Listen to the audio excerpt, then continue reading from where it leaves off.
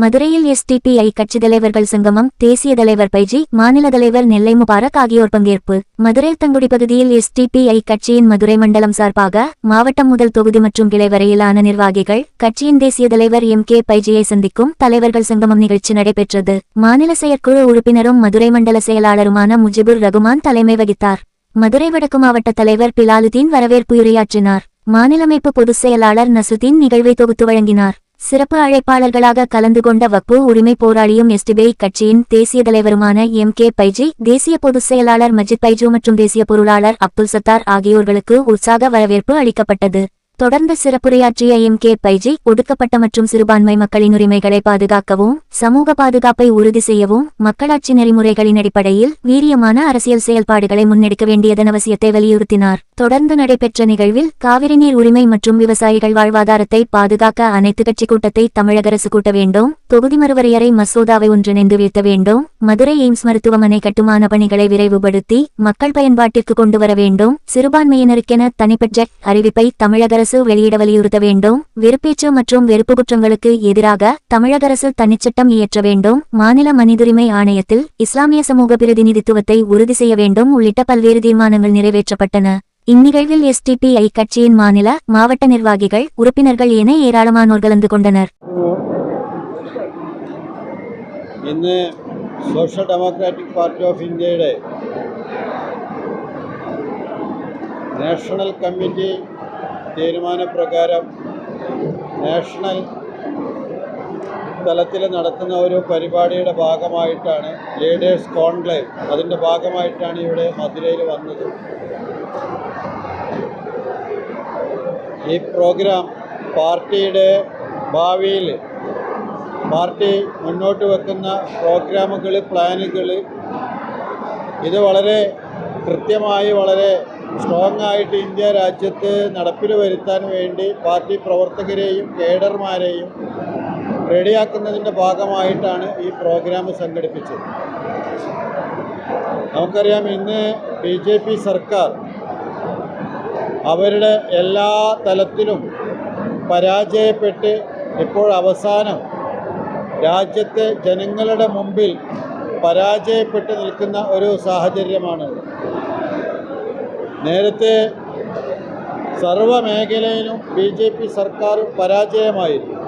പക്ഷേ അവർ സർക്കാർ ഏജൻസികളെ ഉപയോഗിച്ച്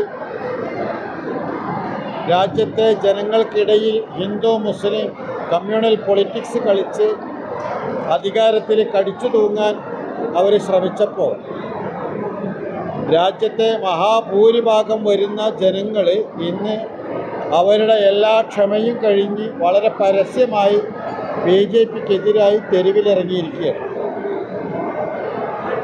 കാരണം രാജ്യത്ത് BJP സർക്കാർ ഏതെങ്കിലും ഒരു മതവിഭാഗത്തിന് മാത്രമല്ല, പക്ഷേ ഇന്ത്യയിലെ മഹാഭൂരിഭാഗം വരുന്ന ഹിന്ദുക്കൾ, മുസ്ലിങ്ങൾ, അതിൽ തന്നെ ന്യൂനപക്ഷങ്ങളായ മുസ്ലിങ്ങൾ, ക്രിസ്ത്യാനികൾ, മറ്റ് പിന്നോക്ക ജനവിഭാഗങ്ങൾ ഇവരെല്ലാവരും BJP സർക്കാരിനാൽ വളരെ പ്രയാസമായിരുന്നെങ്കിൽ ഇന്ന് ഇന്ത്യയിലെ മഹാഭൂരിഭാഗം വരുന്ന ആളുകൾ, ഹിന്ദുക്കൾ ഉൾപ്പെടെ BJP സർക്കാരിനാൽ പ്രയാസപ്പെടുന്ന ഒരു സാഹചര്യമാണ് നമുക്ക് കാണാൻ കഴിയുന്നത്. BJP നിരന്തരമായി പറഞ്ഞുകൊണ്ടിരിക്കുന്ന ഹിന്ദു ഖത്രമേ ഹേ, ഹിന്ദു അപകടത്തിലാണ് എന്ന് പറയുമ്പോൾ സത്യത്തിൽ ഇന്ന് ഹിന്ദു അപകടത്തിലായിട്ടുള്ളത് BJPയെ കൊണ്ടാണ്. അതാണ് അയോധ്യയിലെ മോഷണം, ചന്ദ ചോർ എന്ന പേരിൽ നമ്മൾ വിളിക്കുന്ന മോഷണം. അതുപോലെ തന്നെ സർവ്വമേഖലയിലും നീറ്റ് എക്സാം തുടങ്ങിയിട്ടുള്ള എല്ലാ മേഖലയിലും BJPയുടെ വൻ പരാജയമാണ് നമുക്ക് കാണാൻ സാധിക്കുന്നത്. പക്ഷേ BJPക്കെതിരായി ആര് സമരം ചെയ്യുന്നുവോ അവരെ മുഴുവനും സർക്കാർ ഏജൻസികളെ ഉപയോഗിച്ച് ഭീഷണിപ്പെടുത്തുന്ന രീതിയാണ് BJP തുടർന്നിരുന്നത്. പക്ഷേ ഇപ്പോൾ കക്ഷി രാഷ്ട്രീയ പാർട്ടികളിൽ നിന്ന് വ്യത്യസ്തമായി നാട്ടിലെ രാജ്യത്തെ യുവാക്കൾ, വിദ്യാർത്ഥികൾ BJPക്കെതിരായി ശക്തമായ സമരങ്ങളുമായി മുന്നോട്ട് വരുന്നതാണ് ഡൽഹിയിലും ഇന്ത്യയിലെ മറ്റു പല സംസ്ഥാനത്തും നമ്മൾ കാണുന്നത്. അതുകൊണ്ട് തന്നെ കഴിഞ്ഞ 12 വർഷക്കാലത്തെ BJP ഭരണത്തിൽ ആദ്യമായി BJP പരാജയം അനുഭവിക്കുകയാണ് ധർമ്മേന്ദ്ര പ്രധാൻ്റെ രാജിയിലൂടെ സംഭവിച്ചത്. കാരണം പാർലമെൻറ്റിനകത്ത് പ്രതിപക്ഷത്തെ അടക്കി നിർത്തിയിരുന്ന സർക്കാരിനെ രാജ്യത്തെ ജനങ്ങളുടെ ശബ്ദത്തിൻ്റെ മുന്നിൽ അവരെ അടക്കി നിർത്താൻ കഴിയാത്ത ഒരു സാഹചര്യമാണ്. വരും നാളുകളിൽ BJPക്കെതിരായ വളരെ ശക്തമായ പോരാട്ടം ഈ രാജ്യത്ത് നടക്കാൻ പോവുകയാണ്. ആദ്യ വിക്കറ്റാണ് ധർമ്മേന്ദ്ര പ്രധാനിലൂടെ നടന്നതെങ്കിൽ വരുന്ന ഈ ടേം പൂർത്തിയാകുന്നതിന് മുമ്പ് BJP സർക്കാരിൽ എല്ലാം ആൾ ഔട്ടാകുന്ന ഒരു സാഹചര്യമാണ് ഇന്ത്യ രാജ്യത്ത് സംഭവിക്കാൻ പോകുന്നത്. അതിന് മുഴുവൻ രാഷ്ട്രീയ പാർട്ടികളും സമര രംഗത്തേക്ക് ഇറങ്ങുകയാണ്. Social democratic party of India നേരത്തെ സമരരംഗത്ത് വളരെ സജീവമായി BJPക്കെതിരെ സമരരംഗത്തുണ്ടാവുകയും അതിൻ്റെ ഭാഗമായി ഒരുപാട് പ്രയാസങ്ങൾ അനുഭവിക്കുകയും ചെയ്ത ഒരു പാർട്ടിയാണ്. പക്ഷേ അതിൽ നിന്ന് പിൻവാങ്ങാതെ ഞങ്ങൾ മുന്നോട്ട് പോകും. ഈ രാജ്യത്ത് BJPക്കെതിരായ ഒരു സമരം വളരെ ശക്തമാക്കും. അതിൻ്റെ മുന്നണിയിൽ SDPI ഉണ്ടാകും. നിങ്ങളെല്ലാവരുടെയും പിന്തുണയും சககரணமும் உண்டாவணும் என்று அபியர்த்திக்கிறேன். அரசியலிருந்து அப்புறப்படுத்தப்பட வேண்டும் என்பதற்குரிய ஒரு அடையாளம் தான் இது. ஒரு நாட்டில் மே மாதம் 16ஆம் தேதி 2014 மோடி இந்த நாடாளுமன்றத்திற்குள்ளே செல்லும் பொழுது இது நான் ஜனநாயகத்தின் கோவில்னு சொன்னார். ஜனநாயகத்தின் கோவிலில் எல்லாரையும் சமமாக மதிக்கணும். அவர் பண்ண ரகசிய காப்பு பிரமாணத்தை கூட அவர் மறுத்துட்டு இருக்கிறாரு. இது இந்தியாவில் செய்யப்படுகிற ஒரு மிகப்பெரிய அநீதி. எனவே உரிய இடங்களை வழங்க வேண்டும். பாஜகவினுடைய அமைச்சரவையில் முஸ்லீம்கள் இடம்பெற வேண்டுமா என்பது வேறொரு கேள்வி. ஆனால் ஒரு அரசு எல்லாரையும் சமமாக பாவிக்கிறேன்னு சொல்லுகிற ஒரு அரசு சிறுபான்மை முஸ்லீம்களை தவிர்த்து விட்டு ஒரு முஸ்லீம் MP கூட இல்லை. அதான் முக்கியமானது. அமைச்சரவை மட்டும் இல்லை. அது ஒரு மிகப்பெரிய அநீதி. இந்தியாவினுடைய ஜனநாயகத்திற்கும் மதச்சார்பின்மைக்கும் மிகப்பெரிய ஆபத்து. அது வன்மையாக கண்டிக்கப்பட வேண்டும்.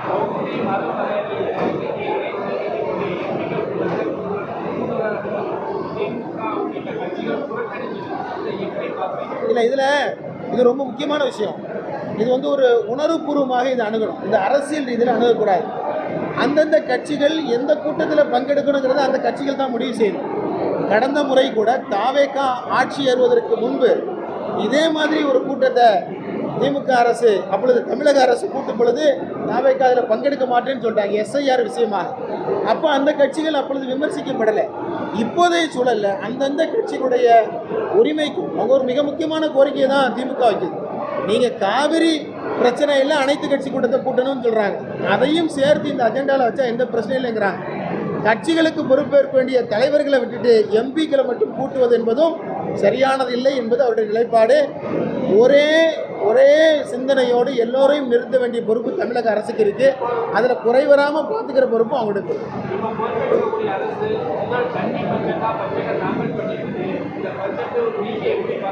ஏற்கனவே அதை சொல்லிட்டோமே, இது புது பானையில் பழைய சோறு. அந்த திட்டங்களை நடைமுறைப்படுத்திருக்கலாம் இல்லையா?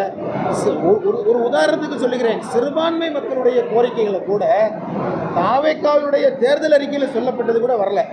அப்போ அது ரொம்ப கவலைக்குரியது, ரொம்ப அதிர்ச்சி அளிக்கிறது. இந்த விஷயத்தில் ரொம்ப கவனம் செலுத்தணும். பொருளாதார சிக்கல்கள் இருந்தாலுமே கூட, 7 லட்சம் கோடி கடன் இருந்தாலுமே கூட, வட்டிக்கு மாதம் அடைச்சாலும் கூட இந்த நாட்டில் வாழுகிற தமிழ்நாட்டில் வாழுகிற எல்லோரையும் சமமாக பாவிக்க வேண்டிய பொறுப்பு இருக்குது. அதை முழுமையாக இந்த பட்ஜெட் நிறைவேற்றும்.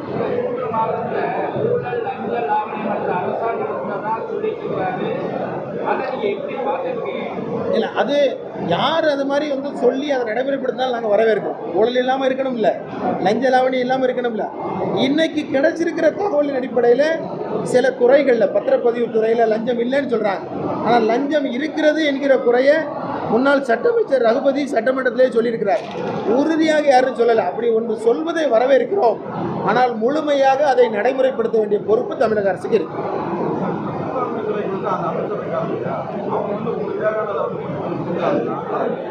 இல்லை, அதான் இன்னும் சிறுபான்மை துறையினுடைய மானிய கோரிக்கை இன்னும் வரல.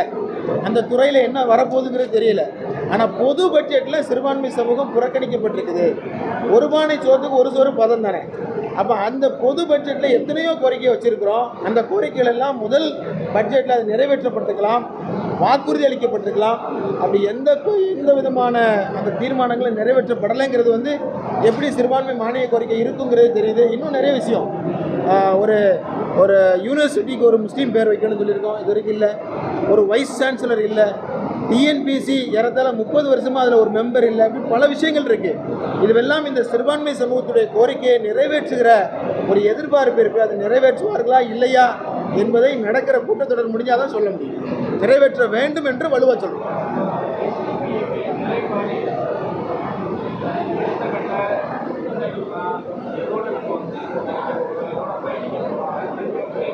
இல்லை, அதான் கட்சி வந்து வலுவாக்கணும். கட்சி வரக்கூடிய உள்ளாட்சி தேர்தல், பாராளுமன்ற தேர்தலில் வெற்றி பெறணும். அதை நோக்கி வலுவாக்கிட்டு இருக்கோம். புதுசாக எந்த தேர்தல் நிலைப்பாட்டையும் இந்த தேர்தல் முடிவுக்கு முன்னால் எஸ்டிபி வந்து எடுக்கலாம். இனி அது தேவைப்பட்டால் எப்போ எடுக்கணுமோ அப்போ எடுக்கும். இப்போதைக்கு எந்த நிலைப்பாட்டையும் நாங்கள் புதிய நிலைப்பாட்டை எடுக்கலை. கட்சியை வலுப்படுத்துகிற நடவடிக்கைக்கு எங்களுக்கு தலைவர் வந்திருக்கிறாங்க. தலைவர் இட்டு இருக்கிற கட்டளையின் அடிப்படையில், காட்டியிருக்கிற வழிகாட்டின் அடிப்படையில் இன்னும் வலுவாக நாங்கள் செல்லுவோம். இழந்த தோல்வியை அடுத்து மாற்றி வெற்றியை நோக்கி எஸ்டிபி தமிழ்நாட்டில் நடைபெறும். Thank you. കേരളത്തിലെ വിജയ് സർക്കാരിനെ സംബന്ധിച്ച് പോസിറ്റീവ് നെഗറ്റീവ് എന്ന് പറയാനുള്ള ഫാൻസിനിക്ക്, പക്ഷെ കേരളത്തിലെ ഫാൻസ് ഓടാതെ, അത് സിനിമയിൽ மட்டும் ഓടും, പൊളിറ്റിക്സിൽ ഓടാതെ. അതുകൊണ്ട് പൊളിറ്റിക്സിൽ எப்படி இருக்கு அது வாட்ச் பண்ணிக்கொண்டிருக்கு. பாசிட்டிவ் இருக்கு, நெகட்டிவ் இருக்கு. ஒரு ஃபைனல் டிசிஷன் இப்போ நடக்காது.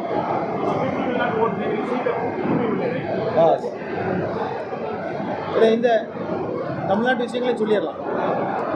இந்த கூட்டத்தின் வாயிலாக ஒரு 7 தீர்மானங்களை எஸ்டிபிஐ இந்த நிர்வாகிகள் கூட்டத்தில் நிறைவேற்றியிருக்கிறோம். ஒன்று மிக முக்கியமானது ஒரு தீர்மானம், மதுரையில் பல்லாண்டுகளாக கிடப்பில் போடப்பட்டிருக்கிற எய்ம்ஸ் மருத்துவமனை அது உடனடியாக வரும் என்பதாக ஒரு பிரம்மாண்டமான அறிவிப்பு ஒன்றிய அரசால் செய்யப்பட்டுச்சு. அது அந்த ஒத்த செங்கலை உதயநிதி அவர்கள் காட்டலைன்னா இன்னும் அடுத்த செங்கல் கூட அது போயிருக்காது. நல்ல வேளை இப்போ அடுத்த செங்கலை நோக்கி அது நகர்ந்திருக்கிறது. ஒரு பெரிய பாதிப்பை உருவாக்கி இருக்கிறது.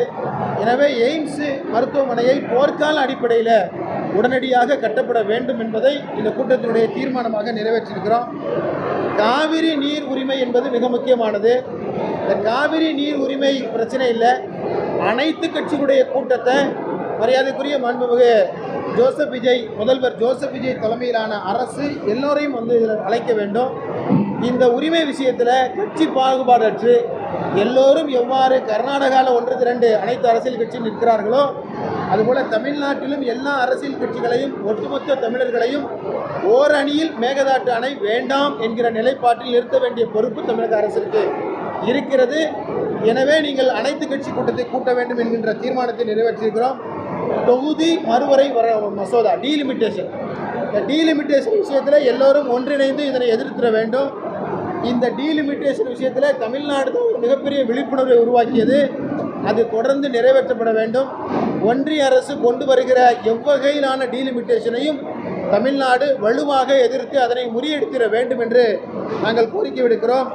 மூன்றாவதாக, சிறுபான்மையினருக்கு இந்த நடப்பு சட்டமன்ற கூட்டத்தொடரில் எப்படி வேளாணுக்கு தனி பட்ஜெட்டோ அது மாதிரி தமிழ்நாட்டில் பாதிக்கப்படுகிற சிறுபான்மை முஸ்லீம்களுக்கென்று, சிறுபான்மை கிறிஸ்தவர்களுக்கென்று, சிறுபான்மை மக்களுக்கென்று ஒரு தனி பட்ஜெட்டை தமிழ்நாட்டுடைய சட்டமன்றத்தில் அறிமுகப்படுத்தப்பட வேண்டும். வெறுப்பு பேச்சுக்கள் இன்றைக்கி ஒரு எல்லா இடமும் வந்திருக்குது. ஒன்றிய அரசு அதற்கு துணை போகிறது. எனவே வெறுப்பு பேச்சுக்களை தடுக்கிற வகையில் இந்தியாவுக்கே முன்மாதிரியான ஒரு சட்டத்தை தமிழ்நாடு சட்டமன்றத்தில் கொண்டு வர வேண்டும். மாநில மனித உரிமை ஆணையத்தில் இதுவரையிலும் அது உருவாக்கப்பட்டதிலிருந்து ஒரு முஸ்லீம் சிறுபான்மை உறுப்பினர் இதுவரை இடம்பெற்றதே இல்லை. ஆனால் மனித உரிமை பாதிப்புகள், அத்துமீறல்கள் அதிகம் நடக்கிற பகுதி வந்து மக்களாக முஸ்லீம்கள் இருக்கிறார்கள். எனவே மாநில மனித உரிமை ஆணையத்தினுடைய தலைவர் மற்றும் உறுப்பினர் பொறுப்புகளில் சிறுபான்மை முஸ்லீம்களை கொண்டு வர வேண்டும் என்கின்ற ஒரு தீர்மானத்தை இதில் நாங்கள் போட்டிருக்கிறோம். அதுபோல் வக்ஃபு சொத்துக்களுக்கு முறையான ஆவணங்களை விரைந்து தமிழக அரசு வழங்கி வக்ஃபு சொத்துக்களை பாதுகாப்பதற்கான நடவடிக்கை எடுத்திட வேண்டும் என்கின்ற தீர்மானத்தை இந்த கூட்டத்தில் எஸ்டிபிஐ கட்சி முன்மொழித்திருக்கிறது. வருகவன வரவேற்றுக் கொள்கிறேன். இன்றைய தினம் நான் பங்கெடுத்திருக்கிற இந்த நிர்வாகிகளுடைய சந்திப்பு என்பது அகில இந்திய அளவில் எஸ்டிபிஐ கட்சியை வலிமைப்படுத்துவதற்காக வேண்டி நாடு முழுவதும் எஸ்டிபிஐ 15 மாநிலங்களில் இந்த நிர்வாகிகள் கூட்டத்தை நாங்கள் நடத்தி கொண்டிருக்கிறோம். தமிழ்நாட்டில் முதல் முறையாக மதுரையில் இந்த மதுரை மண்டல நிர்வாகிகளுடைய கூட்டம் நடைபெறுகிறது. இது கட்சியை வலிமைப்படுத்துவதற்காக கட்சியினுடைய அகில இந்திய தலைமை எடுக்கிற மிக முக்கியமானதொரு நடவடிக்கை. நாட்டில் ஒன்றிய அரசு ஆண்டு கொண்டிருக்கிற பாஜக இப்பொழுது மிகவும் தோல்வி கண்ட ஒரு அரசாக இந்த அரசு இருக்கிறது. இந்த அரசு ஒரு நேரத்தில் அரசாங்கம் பாராளுமன்றத்துக்குள்ளே தோல்வி அடைந்திருந்தது. இப்பொழுது முதல் முறையாக மக்களின் முன்பாக ஒரு மிகப்பெரிய தோல்வியை இது சந்தித்திருக்கிறது. எல்லாவற்றிலும் தோல்வி. நீட்டினுடைய எக்ஸாமினுடைய லீக்கேஜ் மட்டுமில்லை, எங்கு பார்த்தாலும் 12 ஆண்டுகளில் பாஜக அரசு ஒரு மிகப்பெரிய ஒரு தோல்வியை இப்பொழுது சந்தித்திருக்கிறது. இந்த பாதிப்பு இந்து சமுதாயம் உட்பட எல்லோருக்கும் இது ஒரு மிகப்பெரிய பாதிப்பை உருவாக்கி இருக்கிறது. பிஜேபி இந்து சமூக மக்களை பாதுகாப்பதாக சொல்லித்தான் அவர்கள் ஆட்சிக்கு வந்தார்கள். ஆனால் இன்றைக்கு அந்த இந்து சமூக மக்களே பிஜேபியால் பாதிக்கப்படுகிறார்கள் என்பதுதான் இப்பொழுது ஒரு நிதர்சனமான உண்மை. அதற்கு ஒரு மிக முக்கியமானது ஒரு உதாரணம் தான் அயோத்தி ராமஜென்ம பூமி கோவிலில் நடத்தப்பட்டிருக்க அந்த திருட்டு சம்பவம். இதுவெல்லாம் இந்துக்களையே இந்த பாஜக அரசு காப்பாற்றாது என்பதற்கான உதாரணமாக இருக்கிறது. அதே போல் நீட்டினுடைய ஃபெயிலியர். இப்போ எல்லாவற்றிற்கும் எதிராக இப்போ ஜென்சி ஒரு பெரிய போராட்டத்தை நடத்திருக்கிறாங்க. அந்த போராட்டத்தினுடைய விளைவாக தர்மேந்திர பிரதான் ரிசைன் பண்ணியிருக்கிறாரு. தர்மேந்திர பிரதான் 12 ஆண்டு பாஜக ஆட்சியினுடைய தோல்வியினுடைய ஃபர்ஸ்ட் விக்கெட். இது அப்படியே தொடர்ந்துச்சுன்னு சொன்னால் 2029 பாஜகவினுடைய எல்லோரும் தோற்று போகிற ஆல் அவுட் ஆகிற ஒரு சூழல் உருவாகும். இன்றைக்கு நாடு முழுவதும் நடத்தப்படுகிற போராட்டங்களில் எஸ்டிபியினுடைய பங்கு மிக முக்கியமானது. எஸ்டிபி அந்த போராட்டத்தில் மிக முக்கியமான பங்கெடுக்கிறார்கள். இந்த மாற்றத்தில் எஸ்டிபிஐ அதில் ஒரு முன்னணி களப்போராளிகளாக என்றென்றும் நிற்பார்கள். அதற்கு வருகை தந்திருக்கிற ஊடக நண்பருடைய ஆதரவு, இந்த நாட்டு மக்களுடைய ஆதரவு என்றென்றும் வேண்டும் என்பது என்னுடைய கோரிக்கை. இது தலைவர் சொல்லுவார். உள்ளூர் செய்திகள் முதல் உலகச் செய்திகள் வரை தெரிந்து கொள்ள மதுரை முரசு சேனலை சப்ஸ்கிரைப் செய்யுங்கள்.